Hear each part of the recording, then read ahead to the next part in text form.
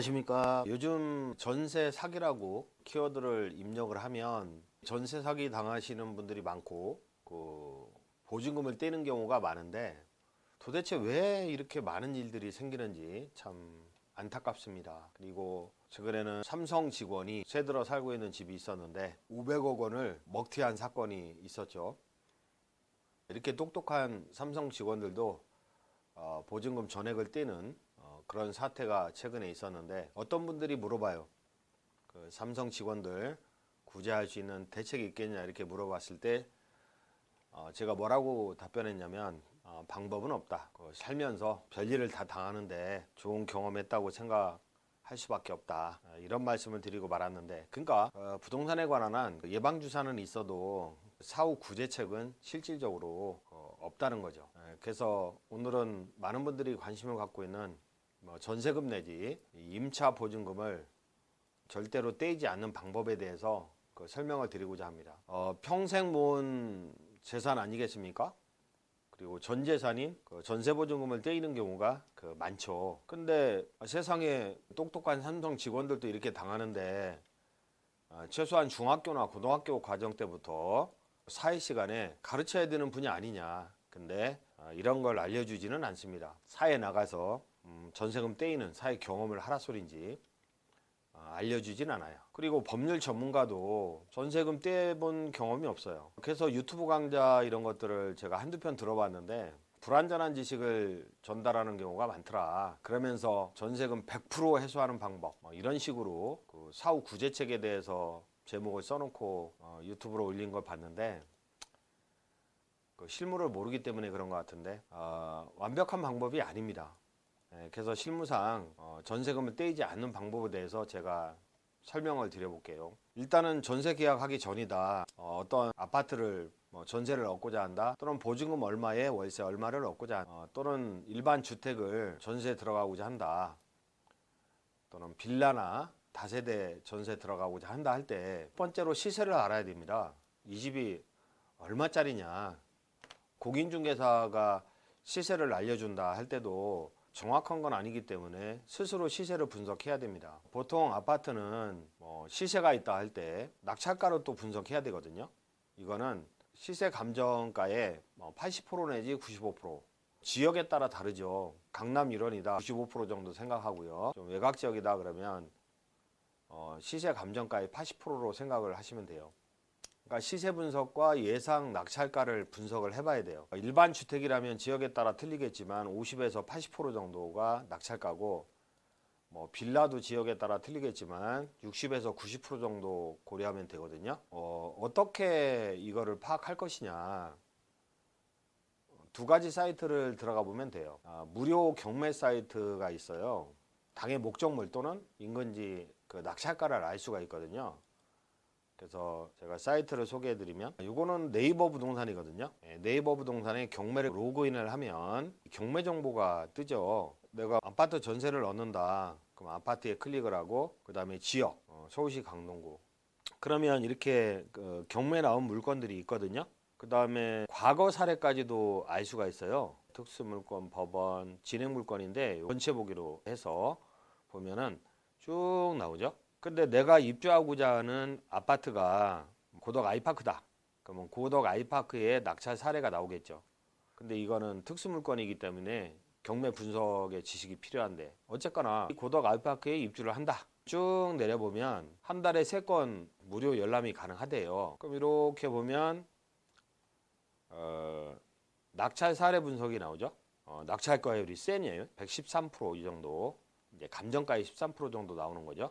그 다음에 조금 외곽 지역으로 가서 경기도 일산 서구 지역 아파트다. 그럼 이렇게 쭉 나오죠.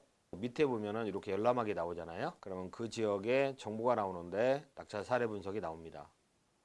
그러면 이 지역은 최근 1년간 85% 정도에 낙찰되는구나. 이렇게 시세를 알아야 되고 그 시세 대비 한 85% 10억짜리라면 8억 5천 요 정도가 예상 낙찰가구나 이렇게 추정을 할 수 있는 거죠. 그 다음에 시세 분석은 어떻게 하느냐. 시세 분석 호가가 시세는 아니거든요. 예컨대 최근 실거래가가 8억인데 호가가 갑자기 10억 이렇게 나올 수도 있거든요. 그러면 10억을 기준으로 삼으면 안 되고요. 보수적으로 실거래가 그 정보를 알아야 됩니다. 실거래가 정보는 국토교통부 홈페이지에 들어가면 알 수가 있는데 국토교통부 홈페이지는 이용하기가 불편하거든요. 이러한 사설 사이트들이 요즘 생겨서 참 좋아요. 그럼 어느 지역을 입력하면 내가 전세를 얻고자 하는 지역의 인근지에 실거래가 정보가 떠요.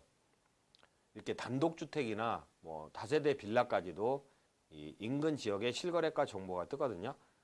그러면 실거래가 정보는 이러한 사설 사이트 정보를 이용하시면 되고요. 최근에 같은 아파트 단지 또는 비슷한 단지에 10억의 거래 사례가 있구나.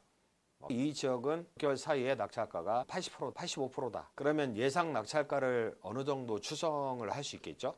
이렇게 무료 경매 사이트 또는 실거래가 정보를 제공하는 사이트를 활용해서 그 아파트의 최근 시세를 알 수 있고 예상 낙찰가를 알 수가 있는 거죠. 그래서 가령 실거래가 정보 사이트를 볼 때 본 아파트의 시세는 10억 원 정도 예상이 된다. 그 다음에 경매 정보 사이트를 보니까 한 80% 정도의 낙찰이 되는 지역이다. 그럼 예상 낙찰가는 8억 정도 나오겠네요. 근데 등기부를 열람하니까 뭐 재표 먹은 게 없습니다.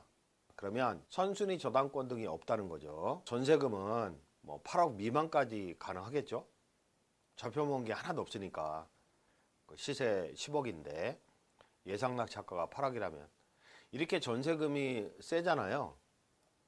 그거는 잘 나가는 아파트니까 이렇게 전세금이 세겠죠. 그래서 2억만 투자해서 갭 투자하는 경우도 있잖아요. 근데 만약에 선순위 저당권이 5억이 설정되어 있다면 시세대로 계산하면 안 되고 중개사님들께서는 시세대로 계산하는 경우가 많은데 예상 낙찰가 8억을 기준으로 해야 되겠죠. 그러면 8억 빼기 5억 원을 하게 되면 전세금은 3억까지 가능하겠죠. 근데 실제 전세금의 시세가 뭐 8억이다. 그러면 그 보증금 3억에 월세 얼마 이런 식으로 계약은 가능할지라도 막 이 집에 4억 원, 5억 원 이런 식으로 전세금을 약정하면 안 되겠죠. 전세 보증금은 딱 3억 이상 들어가면 안 됩니다. 나머지는 월세로 약정하면 되겠죠. 아파트는 이렇게 비교적 단순합니다. 근데 원룸 같은 게 복잡한데 가령 방실이 10개인 다가구 원룸 주택이다. 시세가 실거래가 정보 사이트에 들어가 보면 추산이 가능하거든요. 보통 비슷한 원룸이 평당 얼마에 거래되는구나. 그렇게 추산한 게 10억 원 정도 되고요. 그 다음에 예상 낙찰가는 경매 정보 사이트 들어가면 무료로 알 수가 있거든요. 다가구 원룸의 낙찰 사례. 그러면 대략 한 60% 정도에 낙찰되는구나. 그럼 예상 낙찰가를 6억으로 보는 거죠. 그러면 선순위 저당권이 만약에 없다.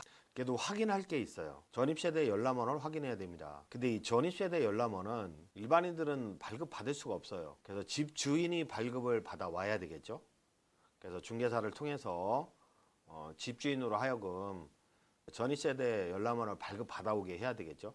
전입세대 열람원의 약점이 뭐냐면 확인 도장이 없어서 그 위조를 하는 사건도 발생하더라고요. 그래서 중개사님한테 위조하게 같이 가서 좀 발급을 받아달라, 또는 보는 데서 인터넷 열람을 또는 동사무소 가서 열람을 받아달라, 이렇게 전입세대 열람원을 발급받아야 되고요. 그 다음에 이 전입세대 열람원에는 선순위 임차인들의 보증금의 액수가 기재가 안 돼 있다 보니까 선순위 임차인들의 그 임대차 계약서를 필수로 확인을 해야 되겠죠. 근데 사건 사고 나는 현장들 보면 다가구 원룸인데 전입세대 열람원도 안 보여주고 선순위 임차인들의 보증금이 얼마인지도 안 알려주고 이런 경우가 많거든요. 그런 집은 들어가면 안 된다는 거죠. 보증금 1억 원을 띄었다 할 때 1억 원을 적금을 통해서 모으려면 한 달에 100만 원씩 입금을 해도 9년 10년이 걸려요. 다달이 100만 원씩 10년 동안 입금을 해도 1억 남짓 모으는데 잘못하면 한 방에 임대차 보증금을 날리는 상황이다. 이런 상황에서 등기부를 통해서 선순위 저당권이 없구나. 보통 다가구 원룸은 대출이 안 나와요. 대출이 요즘은 또 특히 안 나오다 보니까 선순위 저당권이 없는 경우가 많거든요. 그래서 선순위로 월세를 놓는 게 아니라 그 전세를 놓는 경우가 많습니다. 그럼 이것도 다 잡혀먹은 거 아니겠습니까? 따라서 몇 세대나 전입세대가 돼 있는지 동사무소 가서 요거 좀 발급받아 와라. 그리고 임대차 계약서 요거를 확인해야 되겠죠. 그래서 먼저 전입신고한 자들을 파악해야 돼요. 근데 만약에 선순위 저당권이 있다면 그 금액을 빼야 되겠죠. 선순위 금액에 포함시켜서 계산을 해야 돼요. 만약에 전입세대 열람원을 보니까 선순위 세입자가 8명이다. 그 다음에 임대차 계약서를 통해서 확인해 보니까 선순위 보증금의 합계가 8억 원이에요. 예상 낙찰건은 6억 원인데 선순위로 재표 먹은 게 8억이라는 소리 아니겠습니까? 그러면 부동산이 경매 들어가게 되면 나는 배당을 못 받아요. 선순위자들이 배당받고 나머지가 있다면 내 차례니까 나는 후순위이기 때문에 순위 배당을 못 받아요. 따라서 이 집에 전세 들어가면 되겠습니까? 낙찰가는 6억 정도밖에 안 나올 거니까 안 된다는 거죠. 어떡하지? 그 집이 마음에 드는데? 그러면 보증금을 한 1,000만 원 정도, 그리고 월세, 전세 들어가지 말고 월세 들어가라는 소리죠. 만약에 월세 들어갔다. 근데 이 집이 경매 처분된다. 월세를 안 내는 거죠. 그래서 보증금을 까먹고 나오는 거죠. 그리고 최우선 면제권을 행사하게 되면 보증금의 일부를 배당받을 수도 있다. 보증금을 까먹었는데 500만 원밖에 못 까먹었어. 그러면 500만 원은 최우선 면제를 요구해서 최우선 면제로 배당을 받으면 되거든요. 근데 주의할 것은 뭐냐? 그냥 알아서 배당 안 해줍니다. 반드시 배당 신청을 해야 된다. 그리고 최우선 면제를 받기 위해서는 이사 가구 전입신고를 반드시 해야 된다. 요즘은 인터넷 전입신고도 가능하고 그러죠. 근데 주의하실 게 있습니다.